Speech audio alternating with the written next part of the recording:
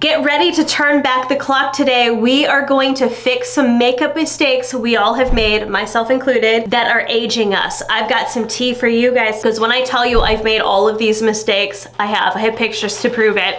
If you're new to my channel, my name's Marlena. I've been a product developer and cosmetic brand owner for almost 15 years. I've been in the space a long time, and I've learned through trial and error a lot of these mistakes I'm about to tell you about. And I just want to give you some great tips today on how to feel youthful, flawless, beautiful in your makeup so we can stop doing these mistakes that are aging us.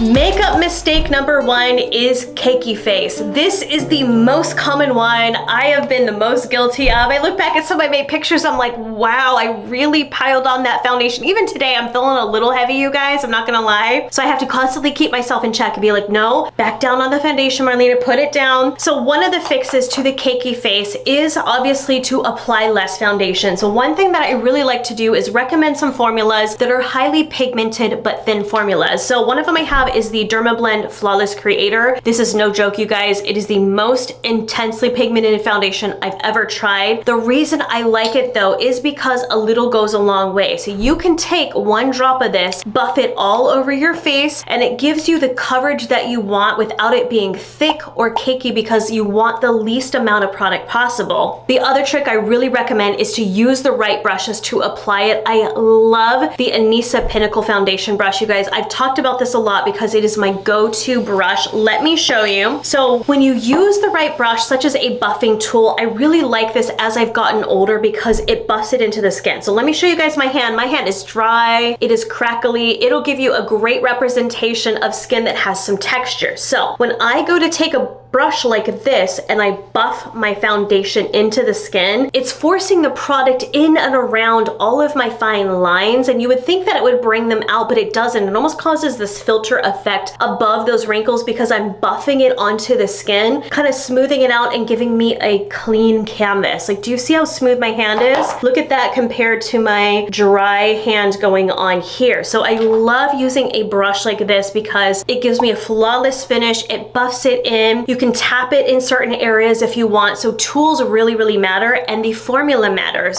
The other thing that you can do for cakey face is to apply a lighter foundation. Like, I love the NARS Sheer Glow because it's dewy, it's fresh, it's light, it's a medium covered finish. So what I do is I'll just put a light layer over the skin just to kind of even out my skin tone, but then any problem areas where I need extra coverage, then I'll go in with a lightweight concealer. I love the Natasha Denona one, and I have my Anisa concealer brush. I love this one a lot because it gets right there under the eyes. It blends it out smoothly. So what I like to do, like under my eyes, I have dark circles for days, you guys. Like, they are barking, they are woofing, bags are packed. I've got Louis Vuitton eye bags going on under here. So when I need coverage, I need a lot. Please say a lot. I need this.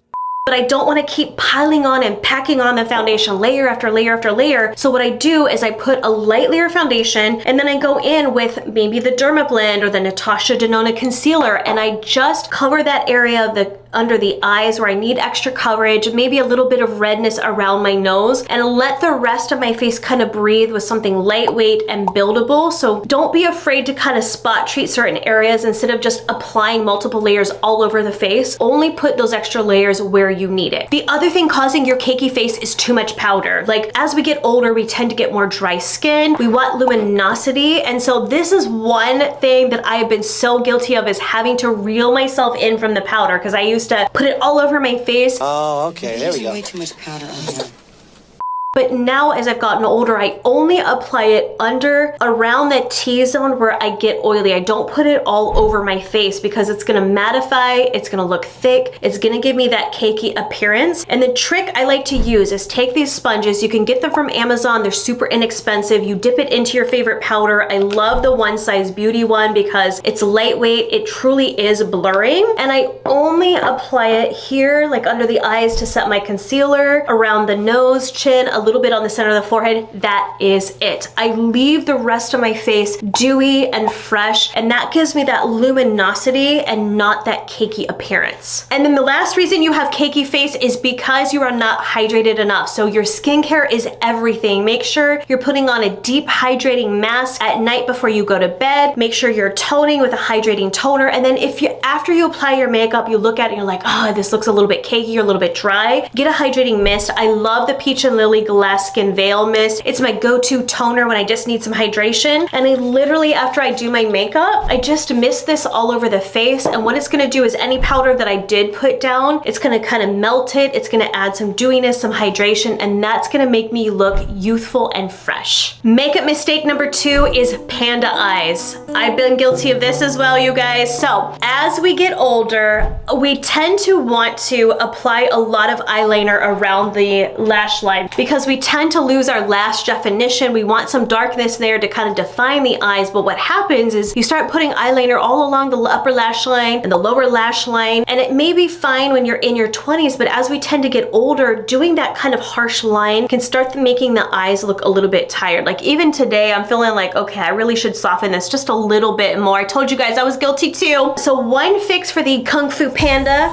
Kung Fu Panda eyes is to take a pencil brush or a smudging brush like this, and let me grab some eyeshadow. Hold on, you guys. And you can smudge your eyeliner along the upper lash line, that's fine, but then start to kind of smoke it out a little bit with some powder. So you can just take any sort of powder and start to smudge it out, even under the lower lash line, like under here, if I want to really just kind of soften this a bit. Anytime you're going to kind of smoke it out, it's going to take away that harsh line. You just don't want this like strong black or dark blue eyeliner under there without at least a little powder kind of smoked out around it to soften it out a little bit. You can also go in with kind of a medium brown color, something like this, and use that as a transition under here. So you start to put it down lower to really just start to soften that out. And the other trick too is I try to avoid cool tone colors. So blue, even a true purple or like really emerald green, I try to go for warmer colors. So like plum purple or maybe a teal instead of a navy blue, things that are a bit warmer. When it's cool toned, that's gonna kind of enhance any dark circles because our dark circles tend to be like bluish or purple under there. So underneath my lower lash line, you guys, I just avoid blue altogether and I try to pick up warmer tones so it doesn't emphasize those dark circles. Makeup mistake number 3 is the spider lashes. Now this is what happens when we start putting layer after layer after layer of mascara on, which again, as we tend to get older, our lashes get thinner, they get a little bit lighter. To make up for that, we start packing on layer after layer of mascara. So one trick that I love to do instead is to take some trio or some individual lashes like this. I love the Kiss ones. Lashify has some great ones. Anything that's kind of looks like this in a package. And what I like to do is they have those now, it's the Falscara, I forget what brand this is. I'll link it below, you guys, but they have this bond glue and I'm actually wearing it today on the outer lashes. You put this glue on and then you simply take your tweezers and pull off one of the lash trios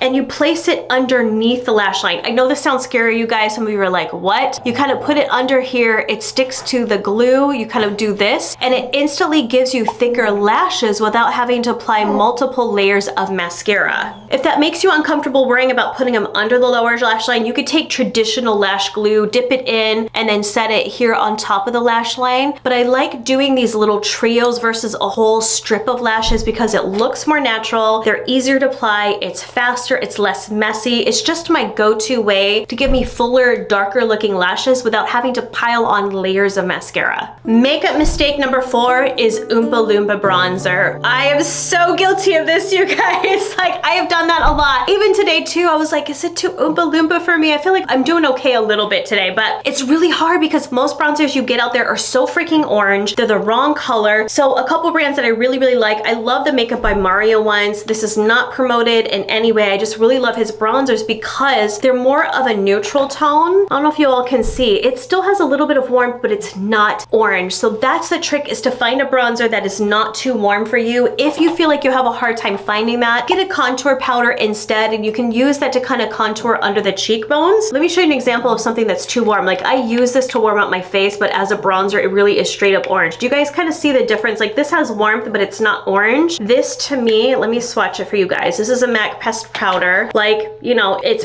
got a lot of yellow going on there. That's a little bit too orange. So try to find some colors that are neutral. It's not too gray. You don't want to go that route because then you start looking like Morticia going on. Pale and mysterious. No one even looked at the corpse.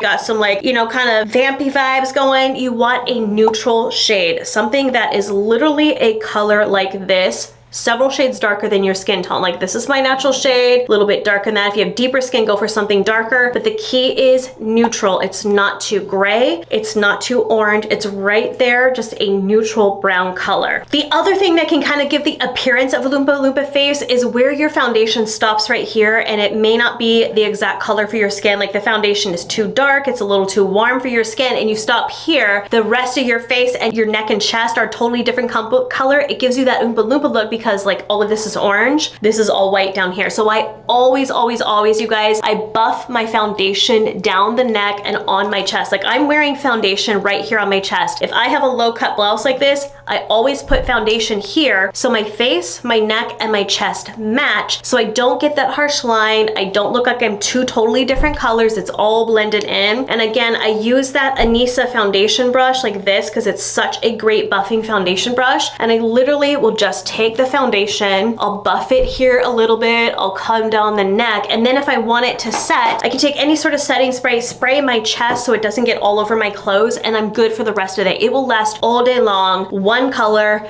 no Oompa Loompa. The last makeup mistake I have that is aging us is the Disco Queen eyes. I know I'm gonna get some heat on this one because you're like, well, we need to have fun with makeup. I'm gonna say this straight up. You guys, makeup is meant to be fun and wear whatever you want. These are just suggestions of things I have learned as I've gotten older. So Disco Queen eyes is where you've got really, really metallic-y glitter things going on the eyes. When I was in my 20s, no problem. Looked amazing, I had fun with it. But as I've gotten older, when I do those, now, can I still wear them? Absolutely. You can wear whatever you want at any age. I'm not telling you not to, but for me personally, as I've gotten older, when I do lots of glitter on the eyelids, I've noticed it makes me look a little bit older because it's just so much texture going on, it's so much color. It doesn't give me that kind of natural luminous look to the face. So what I like to do instead is wear soft shimmers. I'll show you some of my favorite formulas, you guys. Okay, so for example, what I'm wearing today is the Mercury Retrograde palette by Huda Beauty. I'm wearing these shades here. These are shimmery shades. Let me show you. So they have some shine and shimmer to them, but they're not like straight up glitter like something like this. You know, you have something in the tube. I mean, these are fun, but do you see the texture on that? Like, they are absolutely beautiful, but when I apply something like this all over the lid, all over the eyes, it can tend to make me look just a little bit older versus taking a product like this and, you know, maybe spot training it just on the center of the lid or maybe just on the outer corner of the eye versus putting it all over the lid. So that's some way to wear